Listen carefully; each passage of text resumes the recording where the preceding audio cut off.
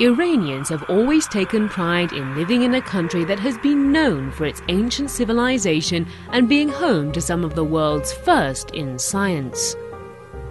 While Iran has left its mark on history down the ages, the same can't be said for the 20th and 21st century.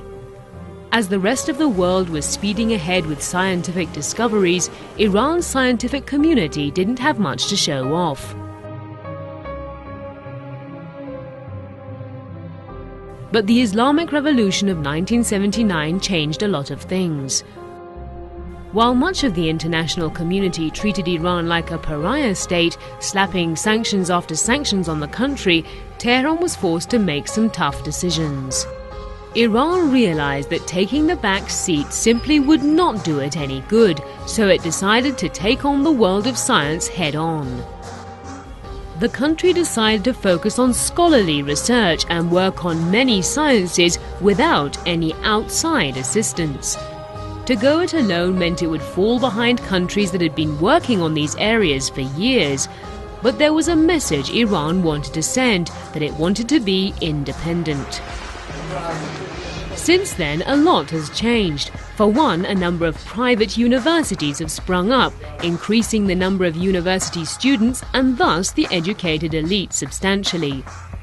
Statistics say with a population of over 36 million, Iran had somewhere around 150,000 university students in 1978.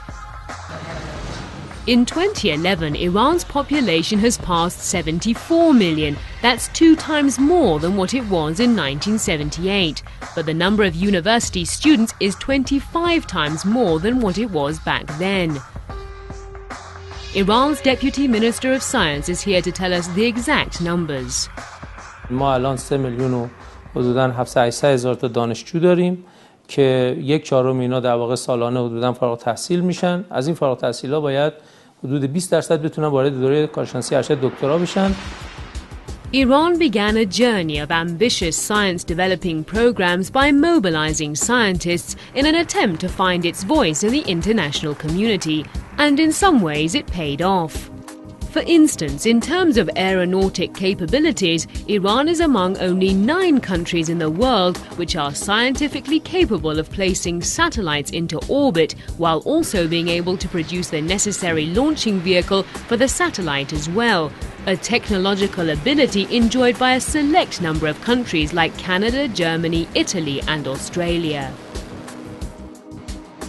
Recently, Iranian scientists set up a biotech center that plans to make artificial tendons and ligaments on the country's southern Kish Island.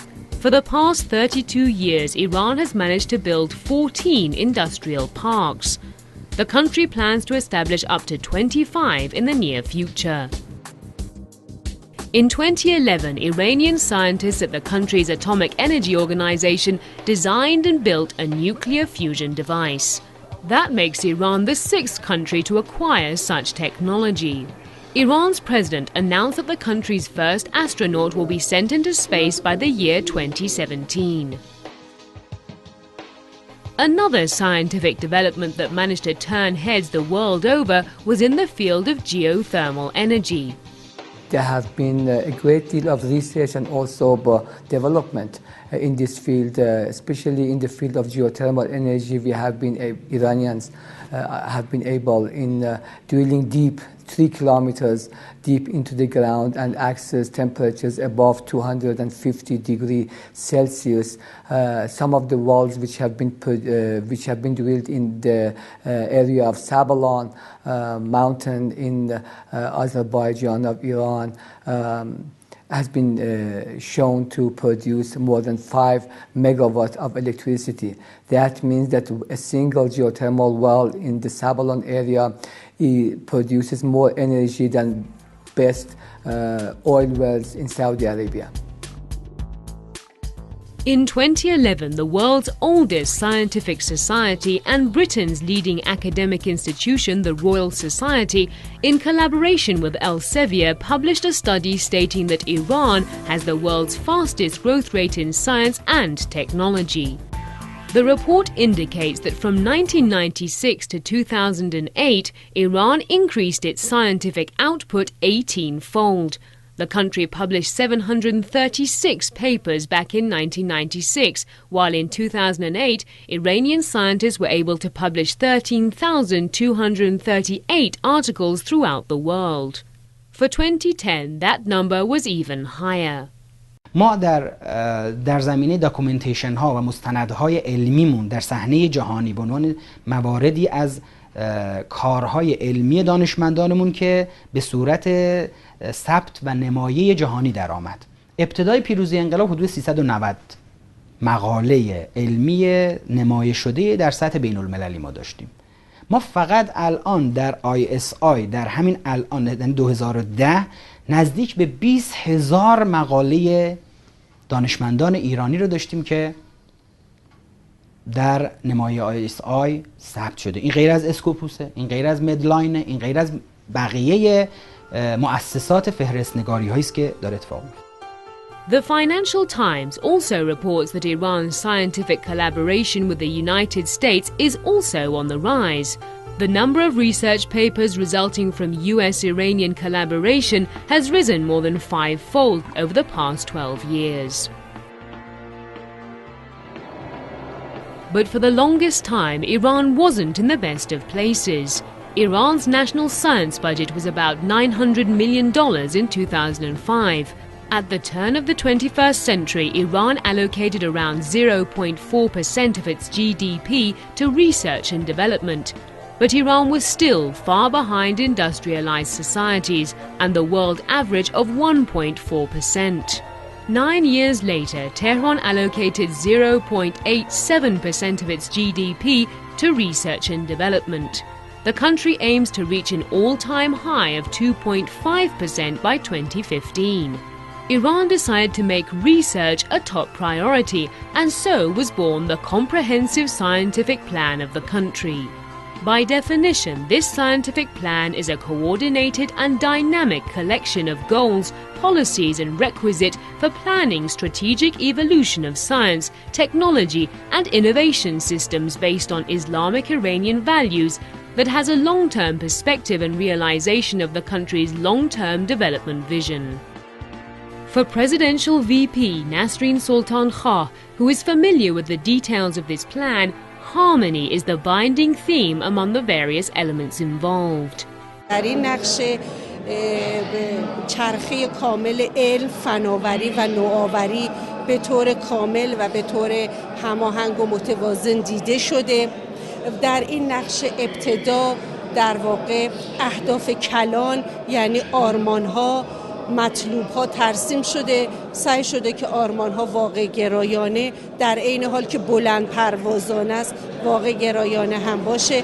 بعد از اون شاخص‌ها که به صورت کمی و کیفی در 3 حوزه علم، فناوری و نوآوری که در واقع میزان نیل ما به اون اهداف رو تا افق 1404 رو نشون میده رو مشخص شده.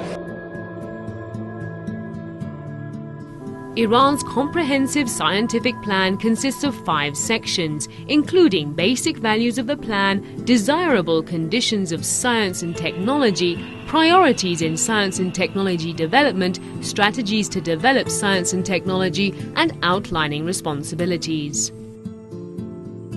The comprehensive scientific plan has been drawn up by Iran's High Council of the Cultural Revolution. Its biggest goal is to sketch out a blueprint for long-term sustainable growth in the field of science. The government says over 2,000 scientific experts from 800 science and research centers worked diligently to put together the plan. The effort took over 36,000 man-hours. The comprehensive scientific plan has been devised based on 224 scientific projects and is expected to be implemented by the year 2025. But Iran is certainly not the first country to think of such a plan. Among developed nations, there is one Asian powerhouse that came up with the notion of a comprehensive scientific plan many years ago.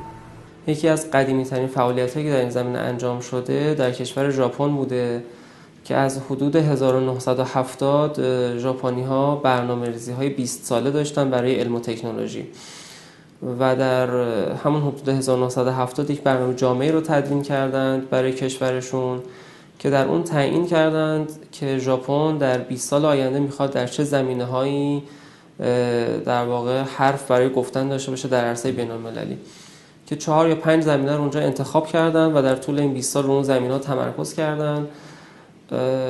و در سال 1990 هم جالبه وقتی که اندازه‌گیری کردن که چقدر اون برنامه محقق شده، بر اساس آماری که داشتن، شاید من البته عدد دقیق رو در ذهن ندارم ولی بیش از 60% اون برنامه‌ریزی‌ها محقق شده بود. Several other countries such as the United States, Australia, South Korea, India and China have similar long-term scientific plans as well.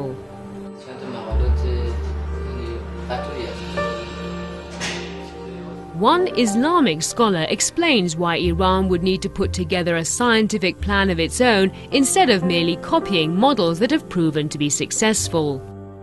The reason that we need a different scientific plan for ourselves is that neither we can ignore the achievement of other societies in science and technology, and we cannot reject them, nor we can accept them uncritically and follow them or imitate them blindly.